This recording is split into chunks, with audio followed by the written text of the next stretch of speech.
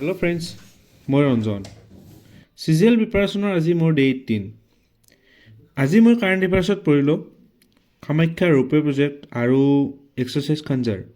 Kamakhya ropeway প্ৰজেক্টটো প্ৰায় 213 কৰোৰত sanction কৰা হৈছে আৰু এই প্ৰজেক্টৰ মতে গুৱাহাটী কামাখ্যা ষ্টেচনৰ পৰা শক্তিপীঠ কামাখ্যালৈ ৰোপৱেৰ সুবিধা হ'ব।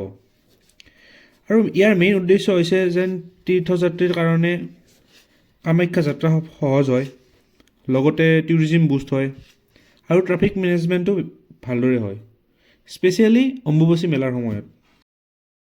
নেক্সটটো হৈছে কিৰ্গিস্তান স্পেচিয়েল ফ'ৰ্চ ব্ৰিগেড আৰু আমাৰ ইণ্ডিয়ান পেৰাচুট ৰেজিমেণ্ট স্পেচিয়েল ফ'ৰ্চৰ মাজত হোৱা, আৰু ইয়াৰ নামটো হৈছে এক্সাৰচাইজ খঞ্জাৰ, আৰু এইটো হৈছে 13 এডিশ্যন।